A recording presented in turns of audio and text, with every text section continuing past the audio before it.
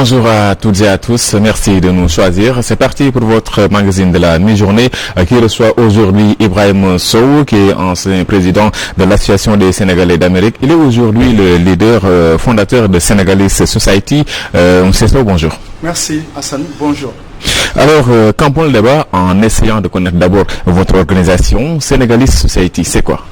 C'est une organisation qui a été mise en place récemment, ou bien qui est en train d'être mise en place au sein de la diaspora, et qui a la vocation de protéger les immigrés, mais surtout d'aider à ce que cela puisse prendre une part plus active dans l'élaboration des politiques publiques dans notre pays d'origine. Il y a beaucoup de choses qui se font, il y a beaucoup de choses qui se disent au nom et pour le compte des immigrés, sans que cela ait été touché, sans qu'ils puissent dire le point de vue. Et on a dit qu'il est temps que des leaders de la diaspora, que ce soit aux États-Unis, que ce soit en Europe, que ce soit dans les autres continents, se mettent ensemble pour essayer de voir comment influer sur ces politiques publiques-là, mais surtout faire en sorte que la diaspora puisse émettre son point de vue sur ces questions-là. Dans la présentation, je disais que vous étiez l'ancien président de l'Association des Sénégalais d'Amérique. Est-ce que Senegalese Society est seulement une organisation qui concerne les Sénégalais des États-Unis ou c'est plus large? C'est beaucoup plus large. Vous l'avez dit, j'ai eu l'honneur de diriger l'Association des Sénégalais d'Amérique, qui est une excellente organisation de 2014 à 2018, qui était une organisation très large, basée aux États-Unis. Senegalese Society sera une organisation qui sera partout au sein de la diaspora et même au niveau national. Et comme je disais tantôt, l'objectif principal, ce sera vraiment de faire en sorte à ce que la diaspora ait un rôle beaucoup plus participatif, qu'on influe dans les politiques publiques mises en place et pour la nation sénégalaise, mais également pour quand ça concerne les Sénégalais. Je pourrais élaborer et vous donner des exemples dans ce sens-là, si vous me le permettez. Si vous vous rappelez, quand le nouveau régime qui est en place ici, le système politique qui est en place, est venu au pouvoir, les gens sont beaucoup parlé et agité la question de la 15e région. Alors, il nous revenait à nous, diaspora, de mettre un contenu, de mettre une substance dans cela. Ça ne s'est jamais passé. Et jusqu'à présent, on est à l'état de chantier.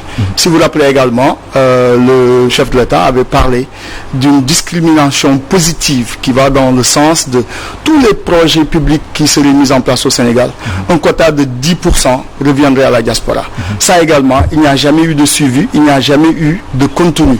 Ce qui devait suivre devrait être un encadrement législatif et réglementaire et mettre des contours législatifs et réglementaires sur cela. Ça ne s'est jamais produit. Et je peux continuer à donner des exemples. Présentement, on est en train de parler de la construction de 100 000 logements. Et dans ces 100 000 logements, on doit donner une part à la diaspora. Mais quelle forme ça doit prendre? Quelle est l'animation qui a été faite autour de ça? Quel est le cadrage? Ça là également, ça n'en a pas pris. On est en train également de parler du partenariat public-privé qui a été également voté en loi. Une quote-part doit revenir à la diaspora. Mais ça n'a pas été fait parce que les gens ne se sont pas mis debout pour mettre un contenu et être plus exigeants et surtout essayer d'influer dans cela. Et je vais finir par dire, par-delà tout cela, il y a un aspect extrêmement important qui serait l'apport économique et surtout sur la question des investissements que la diaspora pourrait apporter. Mais là également, il faudrait qu'il y ait un encadrement, il faudrait qu'il y ait un suivi, il faudrait qu'il y ait une formation que nous seulement pouvons déterminer et qu'on n'a pas encore fait. Nous allons essayer de disséquer ça point par point, mais revenons un peu en arrière. Vous avez parlé tout à l'heure de 15e région, qui est aujourd'hui une réalité entre guillemets. Vous avez même des députés de la diaspora, mais le problème demeure. Et qu'est-ce qui bloque? Bon, ce qui bloque, c'est ce que je disais tantôt. C'est-à-dire qu'il faudrait mettre un contour réglementaire et législatif. Il ne s'agit pas simplement de dire 15e région. Oui, si on considère que le nombre de Sénégalais qui vivent dans la diaspora, de par le volume, ça fait certainement une 15e région. Même plus, parce que ceux qui vivent aujourd'hui dans la diaspora font plus que ceux qui vivent peut-être dans la région dakaroise. Maintenant, il ne s'agit pas simplement d'énoncer ou bien de dire, il faut mettre un contour, il faut mettre un contenu. Vous avez parlé des députés de la diaspora, c'est bien, c'était une bonne réforme, mais il faut dire que même l'Assemblée nationale précédente, ou bien la législature précédente, et celle-là même, on n'a pas encore vu d'initiatives qui vont dans le sens d'amener les intérêts de la diaspora. On n'a pas vu ces députés se mettre ensemble et dire, écoutez, on va initier des lois qui vont aller dans le sens de mettre un contour, une forme et prendre en charge les intérêts des Sénégalais de l'extérieur. Alors, de ce point de vue-là, je crois que oui, il y a potentiellement la 15e région, mais il faudrait à nous autres de nous tenir debout et de mettre un contenu. Il faudrait à nous autres de nous tenir debout, d'être plus exigeants et d'aider les décideurs à savoir quel contenu mettre, mais aussi quel serait l'intérêt et l'apport par-delà simplement les slogans et cela par-delà simplement les mots. Il n'y a pas encore de contenu, c'est quelque chose de constaté, ce qui va engendrer des pertes d'opportunités pour les Sénégalais de l'extérieur que vous êtes. Absolument. Non seulement des pertes de ce que l'État et la nation devaient apporter au Sénégal de l'extérieur, mais plus ce que les Sénégalais de l'extérieur pouvaient même apporter. Parce que nous, notre slogan, c'est de dire de ce que les Sénégalais de l'extérieur peuvent apporter à la nation et à l'État. Le moins important, c'est les ressources financières, c'est les remittances, c'est les envois. Si vous vous rendez compte, il y a la manne financière que considèrent les épargnes. Si vous vous rendez compte, il y a les Sénégalais de l'extérieur, beaucoup parmi eux ont été très frappés par les crises économiques dans les pays hôtes, dans les pays d'accueil ces dernières années. Et beaucoup de ces personnes ont été très intéressées par revenir et investir. Mais les B à B de l'investissement, c'est de dire c'est d'être proche de son investissement, mais surtout de connaître sur quoi. Et dans ce sur quoi investir, connaître, on a besoin d'être encadré. Je me rappelle quand je suis à la tête de l'organisation de l'association des Sénégalais d'Amérique, on a fait beaucoup d'animations sur cette question de l'investissement des Sénégalais d'Amérique. Et on dit tout le temps, le premier point, c'est que les gens viennent nous montrer les opportunités d'investissement. Ça devait même déboucher sur la mise en place d'un guichet unique dans le consulat de New York. Ça ne s'est jamais produit. Si vous allez dans les pays à forte immigration, vous trouverez des bureaux économiques. Mais ces bureaux économiques sont plus tournés à capter les investissements des nationaux de ces pays, mais ne sont pas tournés à l'encadrement et à l'organisation et à un suivi de proximité des immigrés, à les intéresser, à les encourager à venir investir au Sénégal. Je me dis que si cela était fait, une très forte manne financière pourrait être drainée des immigrés, que ce soit dans le transfert des épargnes, mais aussi dans l'encadrement de l'épargne retraite.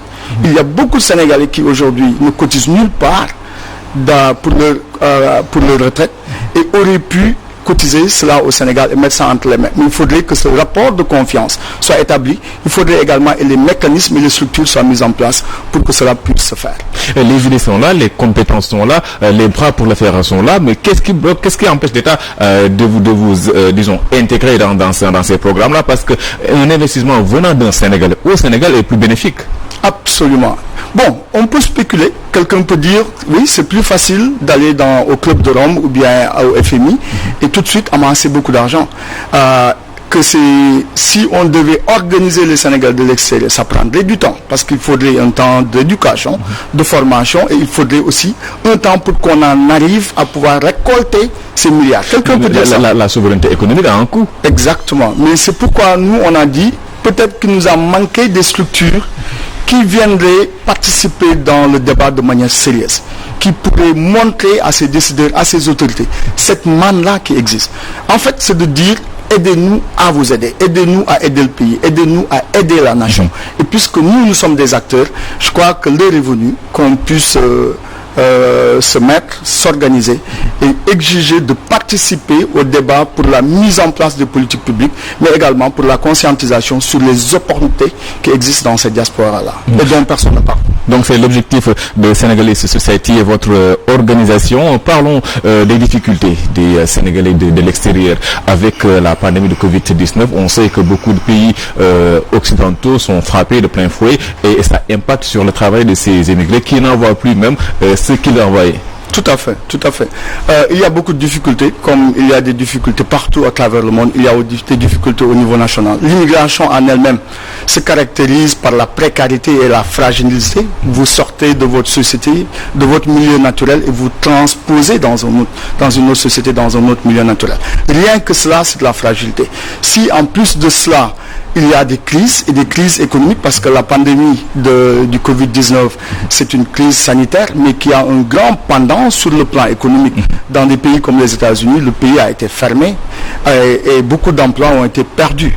Alors, je suis certain que de la manière dont ça s'est passé aux États-Unis, ça s'est passé également au niveau d'autres pays. Donc, il y a eu beaucoup de crises, il y a eu beaucoup de problèmes. Et quand il y a des problèmes, ça se ressent au niveau national. Il faut dire maintenant que dans des pays comme les États-Unis, il y a eu une très forte politique sociale pour soutenir les immigrés. Il faut dire également au niveau national, même si c'est de manière modeste, l'État a voulu faire un clin d'œil à l'immigration. Je fais partie de ceux qui disaient peut-être que ce n'était pas nécessaire, peut-être qu'il fallait laisser des ressources ici, mais quand même il faut le saluer parce que c'est toujours bon de se rappeler de ce que les gens. Par contre, on n'a pas compris quand la pandémie a démarré. Ce mouvement de stigmatisation qui s'est développé, où on a dit oui qu'on bloque les frontières ou non qu'on ne permet plus aux immigrés de venir. On comprend parfaitement que quand une pandémie se développe, surtout celle du Covid-19 qui était très inconnue, qui est tombée sur les gens et qui a surpris tout le monde, qu'il faille mettre en place des dispositions pour qu'elle ne se répande pas. On le comprend absolument. Mais quand un Sénégalais qui n'a que le Sénégal veut revenir dans son pays et qu'on lui dise non du tout, ne venez pas, ça fait inquiétant. Alors, je crois qu'il devait y avoir... Surtout que pendant ce temps-là, il y a des non-Sénégalais qui viennent au Sénégal. C'est ça, c'est ça. Et surtout que le Sénégalais n'a nulle part ailleurs où partir. Quand un Sénégalais est très inquiet là où il est, et qu'il est pour sécurité là-bas et qu'il veut venir dans son pays et qu'on lui dit que non, vous ne pouvez pas venir, ça fait un problème. Je crois qu'il devait y avoir... il devrait y avoir un moyen de protéger la nation, de protéger la société, de faire en sorte que la pandémie ne se répande pas, sans que cette stigmatisation qu'on a vue ne tienne place actuellement. N'est-ce pas la faute de l'État qui a alerté ou en tout cas surestimé la pandémie dès le début, qui a poussé la société à se braquer au détriment de ces autres fils qui n'étaient plus de ce pays-là? On peut toujours dire ça, on peut toujours dire que c'est la faute de l'État, parce que c'est l'État le responsable. Quand c'est bon, c'est l'État. Quand c'est pas bon, c'est l'État. Tout ce qui se passe, c'est la responsabilité de l'État. Dans ce cas pareil, peut-être la circonstance atténuante qu'il y a, c'est que c'est peut-être une pandémie d'une proportion qu'on n'avait jamais vue et qui est venue dans des contours également qui peut-être pouvaient faire peur pour une petite nation, un petit pays et qui avait des moyens aussi limités que le Sénégal. Et peut-être c'est la panique qui a justifié ces mesures draconiennes qui ont fait que des Sénégalais ont été bloqués à la frontière de la Mauritanie et qui voulaient revenir chez eux. Et que dans des quartiers où on disait il faut aller à la police pour voir où sont les immigrés qui viennent d'arriver, ça n'avait pas la raison de se tenir. On accuse souvent les représentations de l'État à l'extérieur de ne pas bien, en tout cas aider comme il faut, soutenir les Sénégalais de l'extérieur. Est-ce vraiment des accusations qui tiennent? Bon, disons que il faut dire quand même que ces années dernières, je ne veux pas trop aller dans le sens de dire cela. C'est vrai, vous irez dans des endroits où les problèmes qu'on retrouve dans l'administration ici, on les retrouve là-bas. Vous viendrez dans des consulats où on verra un pléthore de personnel sans qu'on sache exactement le rôle de chacun et où les services ne sont pas livrés à temps réel et rapidement. On verra ça. Mais il faudra dire quand même que ces années dernières, il y a eu des améliorations. Par exemple, chez nous, les passeports se font très rapidement. Les cartes nationales d'identité également se font très rapidement. On a également noté qu'il y a eu beaucoup de volonté sur le plan social d'aider au rapatriement des dépouilles. Et ça coûte très cher.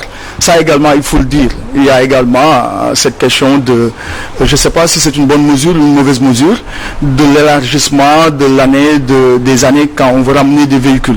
Personnellement, je crois que ça ne nous ferait pas de mal qu'on restreigne cela quand on vient à Dakar et qu'on se rend compte du volume qu'il y a de véhicules et de véhicules vétus. Je crois que la diaspora, en tout cas personnellement, je ne suis pas demandeur de ça, parce que je crois que ça aiderait à régler la question de l'environnement, de la pollution, si on retournait un peu à des mesures plus restrictives pour amener les véhicules. Mais en général, oui, on trouvera des places où la qualité du service n'est pas là, mais il y a eu quand même des volontés qui se sont manifestées, il y a eu des améliorations ces années. Cette question se pose souvent quand il y a des Sénégalais qui sont assassinés à l'étranger. On entend des organisations comme ONG sans frontières qui s'offusquent de la non-assistance de l'État. Aux États-Unis, récemment, il y a eu des Sénégalais qui ont perdu la vie. On peut citer le fils du médiateur Alioune Badara Cissé. Et est-ce qu'aujourd'hui, il y a des changements par rapport à ce soutien-là pour déjà poursuivre les criminels, mais aussi faire en sorte que ça ne se répète pas? Absolument. Bon, en fait, je veux dire que est-ce qu'il y a des mesures qui sont mises en place pour poursuivre ces criminels?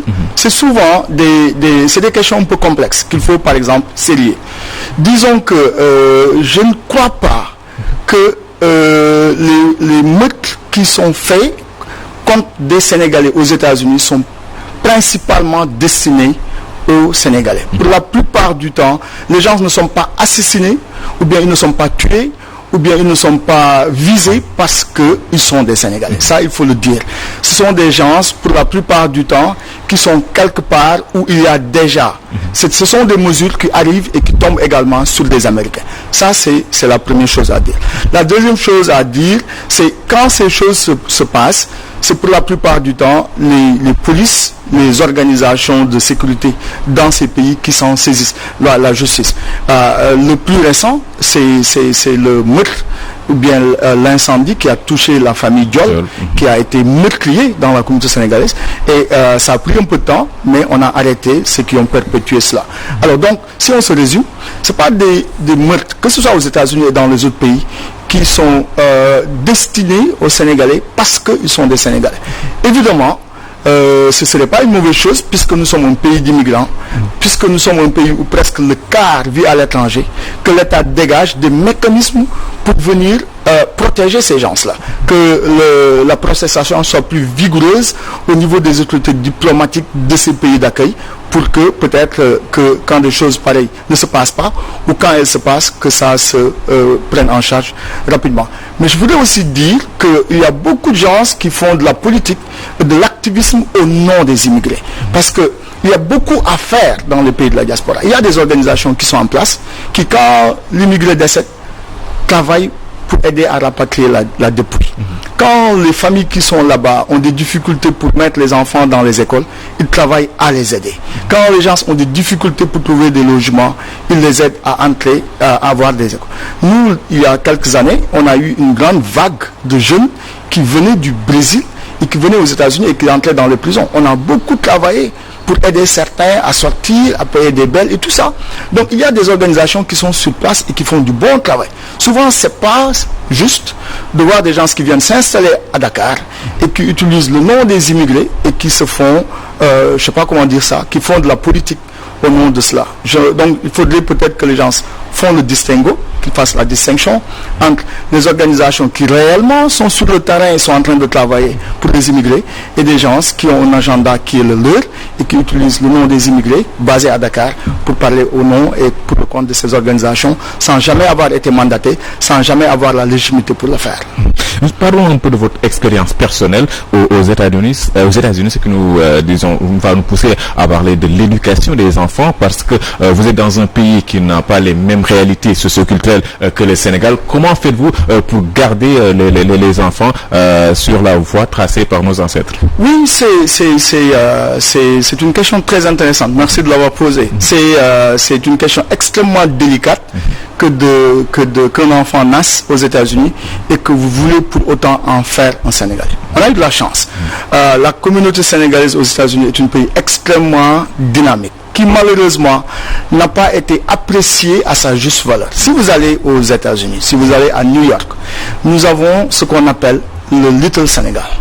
Et le Little Sénégal, il n'existe pas de Little France à New York. Il n'existe pas de Little Germany. Vous trouverez peut-être Little Italy, vous trouverez Chinatown et vous trouverez à côté de ça Little Sénégal. Okay. Ça, c'est quelque chose à saluer. C'est vraiment l'une des marques de fabrique. C'est vraiment l'un des aspects qui montre, qui témoigne du génie sénégalais. Et ceux qui ont réalisé cela, ce sont nos devanciers. Pour la plupart du temps, c'est des gens qui n'ont pas été à l'école. Et c'est des gens qui sont venus dans des pays où on parle anglais. Eux ne parlaient même pas français quand ils y allaient. Ils sont allés par leur discipline, par leur ancrage et par la valorisation de leur culture et le fait de là où ils savent, là où ils viennent, à s'imposer et à marquer un territoire qui est un territoire sénégalais, je veux dire, mais aussi qui a inspiré les autres communautés africaines. De sorte que si aujourd'hui vous descendez à New York et que vous parlez du Thiéboudjian, les gens savent de quoi vous parlez, ou bien en tout cas dans certaines parties. Et cela, c'est extrêmement important. Et c'est sur cette base-là, par exemple, si vous allez dans ce quartier-là, vous trouverez le Zawiya de Aladji Malik, vous trouverez Kër Serigne Touba, vous trouverez par exemple Kër Baye Niass. Si vous allez un peu plus au sud, dans le quartier de Brooklyn, vous trouverez le Galle Cheikh Tidiane, vous trouverez Galle Cheikh Oumar. Alors, ce sont ces structures-là qui nous aident, par-delà les aspects, le travail que font les organisations comme l'Association des Sénégalais d'Amérique, à garder les enfants dans leur identité. Parce que je disais tantôt à votre collègue que l'acculturation, le problème identitaire, a un aspect social, mais il a aussi un aspect économique. Si par exemple nous n'éduquons pas nos enfants et les aidons à garder cet aspect sénégal, quand eux, ils deviendront des adultes, cette manne financière qu'ils ont envoyée, parce que nous, ce qui nous fait envoyer de l'argent à nos familles, c'est parce que ce sont nos familles, ce sont des gens que nous connaissons, ce sont des gens avec qui on a un vécu, avec qui on a partagé certaines choses. Si nous ne faisons pas, si nous ne cultivons pas ça avec nos enfants, il y aura l'aspect social, mais il y aura aussi l'aspect économique. Quand l'heure viendra à leur tour d'envoyer, ils n'auront pas ces liens-là pour le faire. Donc je crois que oui, il y a un grand travail qui a été fait par l'économie, par la société, par nos devanciers, et qui n'a pas été salué à sa propre valeur. Mais aussi, il y a peut-être que l'État devait s'impliquer dans ça, parce qu'au finish, le résultat serait qu'on veut travailler à faire de nos enfants des Sénégalais qui resteront plutôt collés au Sénégal, garderont l'amour que nous avons pour cette nation et pour cette patrie, de sorte que ils verront eux aussi, quand le temps viendra, comment aider. D'autant plus que je le disais tantôt, de ce que nous pouvons faire pour le pays, le moins important, c'est les ressources financières. Parce que ces enfants-là, ce sont des enfants qui seront éduqués dans des grandes universités, dans de grandes écoles, et on aura besoin de leur expertise, on aura besoin de leur matière grise. Donc il y a tout un enjeu autour de la question de l'éducation de ces enfants-là. C'est tellement important, et il y a du travail à faire, parce que déjà, personnellement, c'est la première fois que j'entends parler de l'État Sénégal. Je connais Chinatown. Aujourd'hui, est-ce que l'État ne doit pas sauter sur cette occasion-là pour, en tout cas, élargir cette base-là, élargir ce travail déjà entamé par les Sénégalais des États-Unis pour faciliter la relation entre l'État et ces immigrés? Absolument, l'État devrait le faire. Je vous ai parlé du prestige qui est lié à ça, que de l'ensemble du monde, si vous allez à New York, qui est une ville extrêmement cosmopolitique et extrêmement ouverte, que vous ne trouvez pas Little France, que vous ne trouvez pas Little Germany, que vous ne trouvez pas Little Nigeria ou bien Little Ghana, mais que vous trouvez le quartier sénégalais, et que quand vous vous situez à New York, très facilement que vous disiez en texte, je vais aller au quartier sénégalais, Little Sénégal, qu'on vous amène là-bas. Alors, il y a l'aspect prestige, il y a l'aspect sociologique, parce que pour une petite communauté comme la nôtre, qui vient d'un pays francophone, de venir s'installer dans un quartier comme Harlem, de le pacifier, au point d'être accepté, au point d'installer ces quartiers, ça veut dire qu'il y a un génie derrière. Et c'est quelque chose. Et je vous disais tantôt, vous allez à Harlem, il y a beaucoup de chances que si vous demandez à quelqu'un de vous envoyer dans une place où vous voulez manger du thiéboudjian, qu'il sache ce que ça veut dire. Donc il y a également cet aspect culturel qui fait que la cuisine sénégalaise aujourd'hui est en mise. Alors maintenant, il y a beaucoup d'écrits. Par exemple, il y a la gentrification, le renchérissement des loyers, qui fait que beaucoup de nos boutiques, beaucoup de ces places qui s'étaient constituées pour faire Little Sénégal sont en train d'être poussées du fait du coût du loyer. Alors, c'est là peut-être où l'État pouvait intervenir, où l'État pouvait mettre par exemple des ressources qui permettraient à ces Sénégalais-là d'avoir accès au crédit. Parce que avoir accès au crédit aux États-Unis n'est pas compliqué, mais nous n'avons pas cette culture du crédit historique qui fait que nous, quand nous nous acheminons pour avoir du crédit, alors souvent, ce qu'il faut pour l'avoir, nous ne l'avons pas. Mais il y a des mécanismes comme chez les Yéménites, chez les Hindous, il y a eu des coopératives, pas des coopératives, mais l'État a mis en place un fonds qui est bien géré, qui permet aux gens, s'ils ont des difficultés pour avoir le crédit sur place, qu'ils puissent se tourner vers l'État, donner des garanties, même si c'est au niveau local qu'on le fasse, pour aider à ces gens-là, pour maintenir les entreprises, ou bien en tout cas pour pouvoir acquérir des logements ou bien des biens immobiliers. Mais oui, vous avez bien raison que c'est une question à grand enjeu. Merci à vous, Ibrahim Sow. C'était mon plaisir. Merci de m'avoir reçu. Ibrahim Sow, ancien président de l'Association des Sénégalais d'Amérique. Il est aussi fondateur de Senegalese Society. Était notre invité dans le magazine de la mi-journée. Merci à vous, amis téléspectateurs, pour la fidélité à Walf TV. La version Wolof, c'est juste après le journal.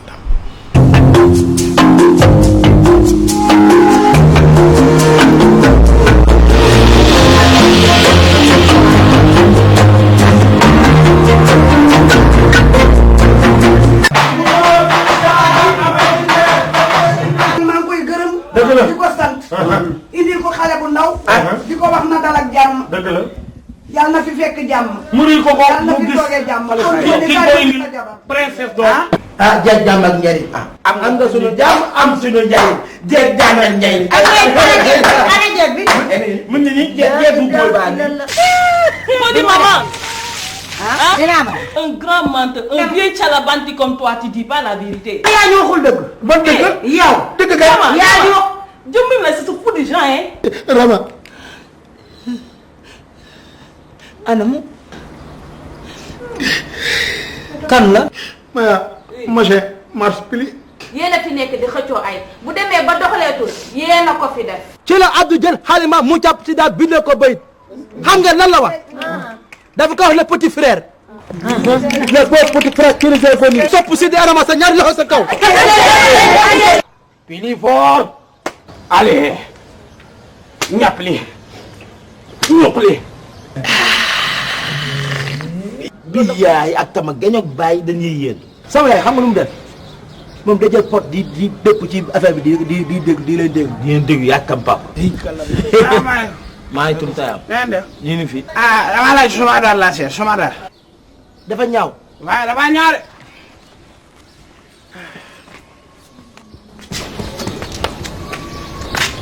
Tan.